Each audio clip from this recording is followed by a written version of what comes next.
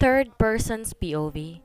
Matapos sa mainit na eksena ni na Pamela at James sa ilalim ng dagat, nagpatuloy sila sa paglalangoy. Nang mapagod, dumahon na sila at nagpahinga sa kanilang cottage. Kumuha ng wine si James at binigyan si Pamela. You are so naughty. Natatawang saway niya rito. Sino ba naman ang hindi? You know you're hot in that swimsuit. Nakangisi nitong sabi sa kanya at biglang hinalikan ang kanyang braso. Ikaw talaga? Saway ni Pamela dito. Natawa lang ito sa kanya. Maya-maya napansin niyang napatingin to sa paligid. Tila ba may hinahanap?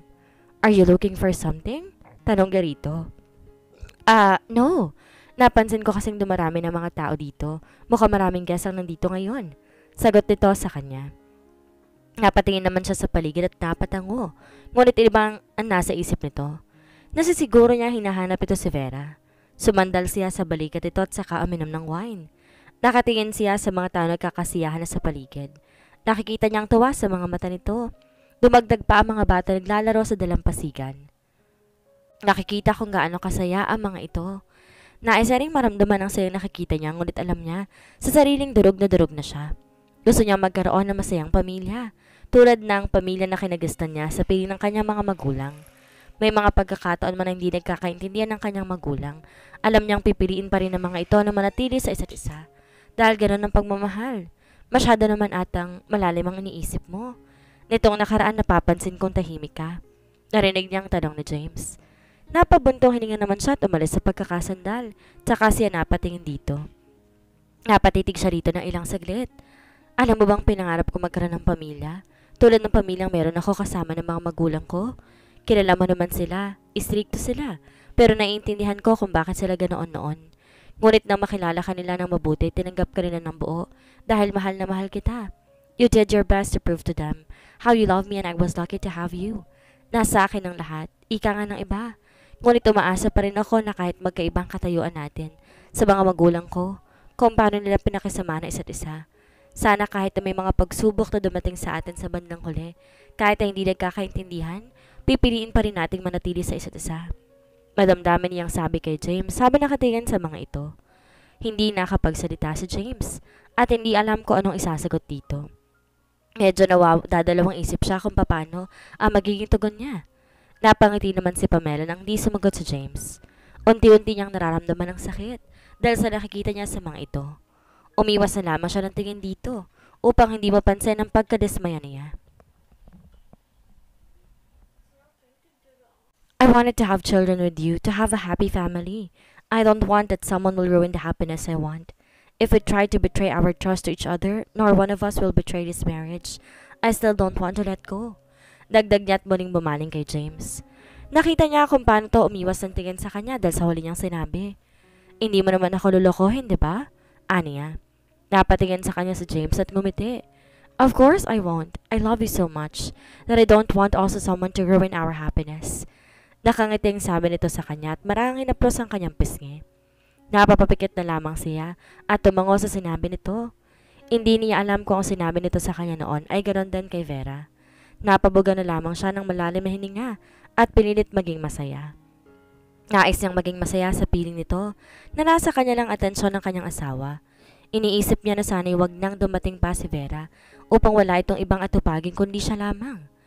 Samantala, sa kabilang dako ng resort, nakatingin lang sa Rafastian sa babaeng nakilala niya kagabi at nakasama niya sa bar na umiinom.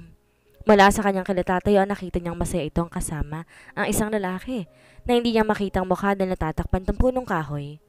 Kanina niya pa ito gustong makita subalit tila ayaw ng pagkakataon na makilala niya ito. Lalo na ngayong aalis siya patungo sa kanyang pribadong isla. Nararamdaman pa naman niya, pamilyar ang lalaking kasama nito. Napabuntong hininga na lamang siya. Sigurado ka ba talagang aalis ka na ngayon? Maya-may tanong ng kanyang kasama na si Bryle, nakararating lamang at kababa mula sa yate. Napalingon naman siya dito. Yes, wala na rin namang dahilan para manatili ako sa resort na ito. Tanging sabi niya rito. Napatingin naman si Bryle sa lugar kung saan siya nakatingin kanina at bahagyang napangisi. Ang babaeng yun na naman ba? Mamaya ay tanong nito sa kanya. Wala siyang kinalaman dito. Tugon niya rito. Alam ko may dahilan kung bakit di mo maalis ang iyong paningin sa kanya. You like her? Nakangising tanong nito. Natigilan naman siya at kulotong napatingin kay Bryle. Paano mo naman nasabing gusto ko siya? Can't you see?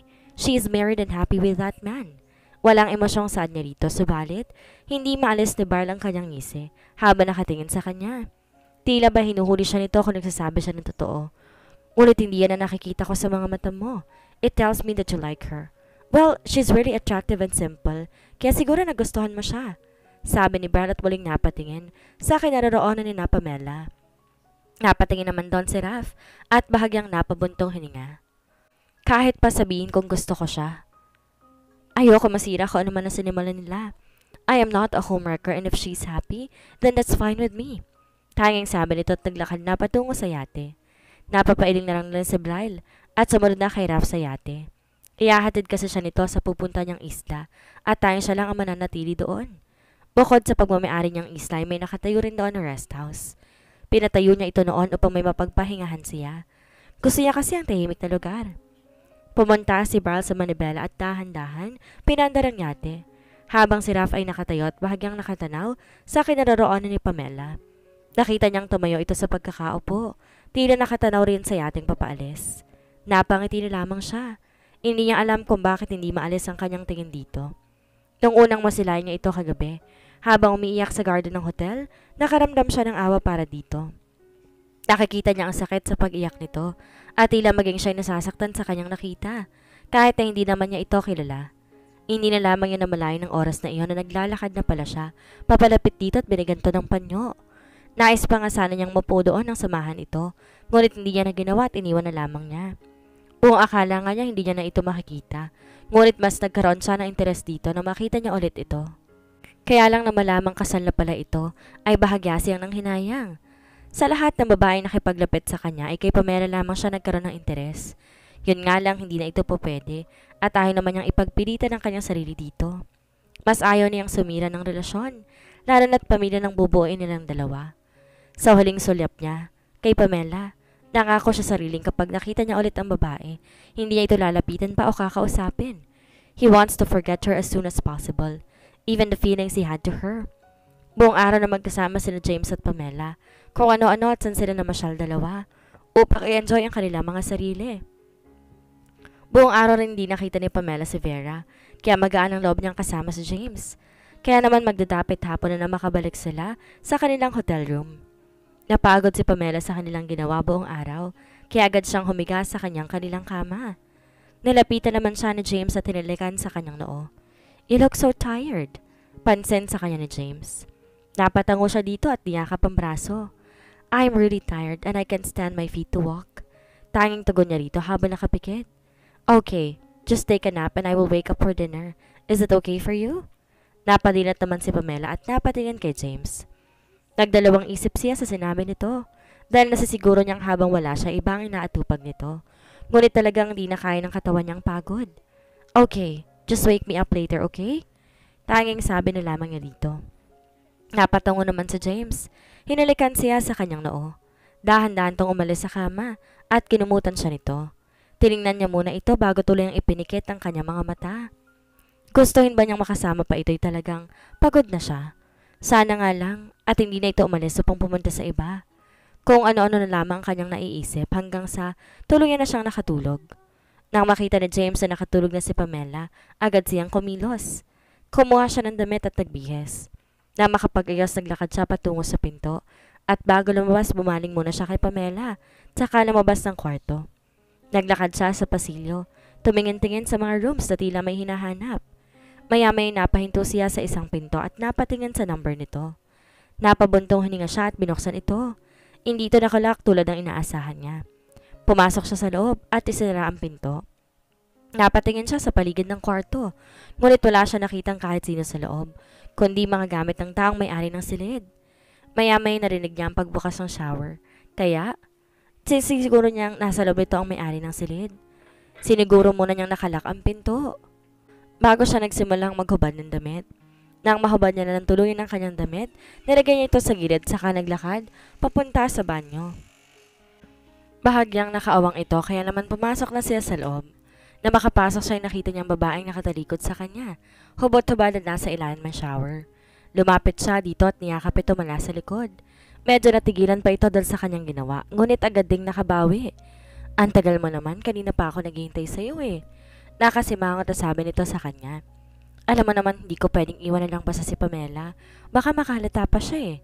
Napasinghal lang to at tumarap sa kanya. Agad kinawit ito ang mga kamay sa kanyang leeg at tiningnan siya na masama. So, where is she now? Imposible namang iniwan mo siya at agad pumunta sa akin. Nakataas gilid na sabi nito. Napangiti naman si James at tinalikan ng pisngi nito. Don't worry, you can have me now. Tugon niya rito. Tss, yung sinabi mo kanina, pinapagawa ko na. Pasalamat ka't mabait ako dahil kung hindi, naku. Angin ito sa kanya. Thank you. I know you will handle everything. I need her to impress of what I can do for her. You know it very well because this is all what you want. So let's work with him. Saan ni James dito tiningnan sa mga mata ang babae. Napangisi naman ito sa kanya. Okay, I will do my best. So, I want you to promise me that I'm the one who really want to be with. Do you understand? Napangiti naman si James at tumango dito. Yes, you will always be the one, Vera. Nakangiting sabi niya dito at agad sinakop ang labi nito. Tumugon naman na mas maalam na halik si Vera sa kanya. Hinaplos ni James ang balikat nito, papunta sa gilid hanggang sa balakang nito. Hinawakan niya ang pang-upo nito at pinisil, tsaka nilapit na mabuti sa kanya habang walang kamalay-malay si Pamela. Pareho nilang alam ang pagtataksil na ginagawa nila, ngunit hindi nila ito kailanman mapigilan dahil matagal na rin nila itong sinimulan. Ngunit pareho silang walang alam sa kung ano man ang susunod na mangyayari. Ang tanging alam lang nila ay ang may masasaktan sa nangyayari, na hindi nila alam na siya magiging dahilan na nalalapit na pagbabago, lalo na sa nararamdaman ni Pamela. What? Oh my God, anong gagawin ko? I'm on vacation, hindi mo ba sinabi na nandito ako sa Pinas? Nagugulat na sabi ni Alice. Habang kausap ngayon ng kanyang sekretary habang naka-video call dito. I told her about that but she's really insisting to see you. You know her temper, Miss Alice. Even me cannot handle her. She was mad at me because you're not here. She wanted to pull out all her investment if she cannot see you. Paliwanag pa nito sa kanya. Napahawak naman si Alice sa kanyang noo at nag-isip kagad ng paraan. Hindi niya maintindihan kung bakit gano'n na lang ang ugali ng babaeng nais siyang makita.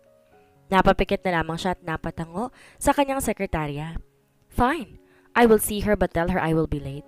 Give her a time for tomorrow afternoon. I'll be there and explain her that I'm traveling now here from the Philippines. Sabi niya rito. Agad na napatango ang kanyang sekretarya at kumilos. Pinatay niya ng tawag at napahiga niya sa kama, tsaka napabuntong hininga. That brat? Heis. Sinipa niya bigla ang unan sa kanyang pagkainis dahil mapuputol bigla ang kanyang bakasyon dahil sa babaeng iyon. Alam niya kung ano ugali ng babaeng at isa yun sa pinaghirapan niyang kunin noon. Kung hindi lang talaga mahalagang babaeng iyon sa kanyang kumpanya, hahayaan niyang alisin ito ang mag-invest sa kumpanya at talagang babayaran niya iyon. Ngunit isa rin ang babaeng yun na hinahawakan ng kanyang ama dahil nga magkaibigan ng ama nila ng babaeng iyon at hindi siya makatanggi.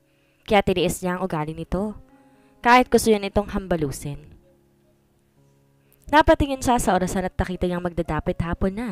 Muli na naman siyang napabuntong hininga dahil halos nakatutok lang atensyon niya sa kanyang laptop buong maghapon. Na imbes nagsasaya siya ngayon, hindi niya tuloy nasamahan ang pinsan niyang si Pamela at nag-aalala siya sa kung ano nang nangyari dito. Naku, sana naman di niya naisipang magbigti, lalo na't nasa paligid ang haliparot na Vera na yun. Pasalamat ang babae yun at busy ako. Baka pagbihis na nga't pupuntahan ko na lang si Pamela. Aniya at tumayo na sa kanyang kama. Subalit muli siyang napahinto sa pagbihis lalo na at naalala niyang aalis nga pala siya nung yun. Napapikit na lamang siya. Hindi niya alam kung aalis ba siya o hindi dahil talaga nag-aalala siya sa kung ano mangyayari kay Pamela. Subalit ayaw naman niyang mawala ang lahat ng pinaghirapan niya dahil lang sa babaeng istorbo sa bakasyon niya. Di bale, pababantayan ko na lang ang bawat kilos niya habang wala ako dito. Sambit niya sa sarili at napatango-tango. Pinagpatuloy niya ang pagbibihis at pag-aayos sa sarili. Kinuha kanyang phone para tawagan si Pamela. Subalit di nito sinasagot ang tawag. Huli niya itong tinawagan ngunit ganoon pa rin. Napabuntong hininga na lang siya at napagpa siyang pupunta na lamang ito sa hotel room. Kung nasaan ito? Na masigurong komportable na siya sa kanyang ayos, lumabas na siya. Nasa iisang floor lang naman sila, ngunit nasa dulong kanyang salit at nasa gitna ang kina Pamela. Naglakad siya papunta sa kabilang pasilyo, ngunit sa pagliko niya agad niyang naitagong sarili sa kanyang nakita. Nakita ng kanyang dalawang mata, ang talong kanina lamang gusto niyang patayin sa isip. Nasa labas na isa nakabukas sa pinto si James habang nakahawak naman si Vera sa pisngi nito. Tila ba may sinasabi si Vera kay James na siyang pagtango naman ni James. Napatingin siya sa eyes ni Vera. Nakatapis lang ito ng tuwalya at nasisigurong kahit walang anong saplot ito. Mariin siyang napatitig dito at naikoy ang kanyang kamay. Kung wala lamang silang usapan ni Pamela ay baka sinugod niya na si Vera at kilaladkad sa buong building. Ngunit pinipigilan niya lang ang kanyang sarili dahil kay Pamela. Napapikit na lamang siya at sa kanyang pagdilat ay sakto, isinara na ni Vera ang pinto. Naglakad naman si James paalis doon at ilang rooms din ang dinaanan nito bago binuksan ang isang pinto. Tila nawalan ng gana si Alice at lumihis na lamang ng daan, tsaka tinungo ang elevator. Nanginginig ang kanyang kamay. Tila gusto niyang magwala dahil sa kanyang galit na nararamdaman. Gustong gusto niyang manakit ng oras na iyon. Nang makapasok siya sa elevator, walang kahit sinong nasa loob, kaya napasuntok siya sa pader. Pasalamat talaga kayo at sobrang bait ng pinsan ko. Pero kapag nakita ko ulit kayo magkasama, at may ginagawang milagro, talagang makakatikim kayo sa akin. Mariin niyang sabi. Maya-maya biglang bumukas ang elevator. Tanda na may papasok mula sa ibabang palapag. Kaya't nakataas kilay lang siyang nakatingin sa kawalan. Subalit agad din tong naglaho na makilala ang lalaking sumakay sa elevator. Nagkagulatan silang dalawa at na makabawi sabay na napangiti. Si Bryle. Nice to see you again, Shell. Nakangiting sabi nito nang tuluyan na tong makapasok. Yeah, tanging tugon niya rito at napabuntong hininga. Napansin naman itong wala siya sa mood, kaya tumangin si Bryle sa kanya. Mukhang bad trip ka ngayon ah. Anong problema? Tanong nito sa kanya. Wala naman akong problema sa buhay. Kaya lang tumbuhay ng pinsan ko pinoproblema ko eh. Heist, ewan ko ba kung anong gagawin ko sa kanya? Napapailing na sabi niya dito. Na-curious naman bigla ang binata at tila kilala ko sinong tinutukol nito. Nasisiguro niyang kasama nito kagabi ang pinsan nito at ang babaeng tinitingnan ni Raf kanina. Bakit? Anong problema sa kanya? Nagtatakang tanong nito. Napatingin naman si Alice sa kanya at napatitig. Nag-iisip si Alice kung sasabihin ba niya dito. Ang pinagdaraanan ng kanyang pinsan. Maya-maya ay napabuntong hininga siya. Well, it's okay if you did not want to share it. I understand. Muling sabi ni Bryle. Wala ka bang ibang gagawin? Nagtaka naman ang binata sa naging tanong nito dahil medyo malayo yon sa pinag-uusapan nilang dalawa. Ngunit sinagot na lamang niya kung ano man ang tanong ni Alice. Wala naman. Inaayos ko lang ang mga gamit ko sa hotel room dahil aalis na rin ako dito mamaya. Bakit? Napatas naman ang kiling ni Alice dahil sa sinabi nito. Lalo pa nang sabihin nitong aalis na ito. Tila nakaramdam siya ng panghihinayang dahil hindi niya na ito makikita. Lalo na't maging siya ay aalis na nga rin mamaya.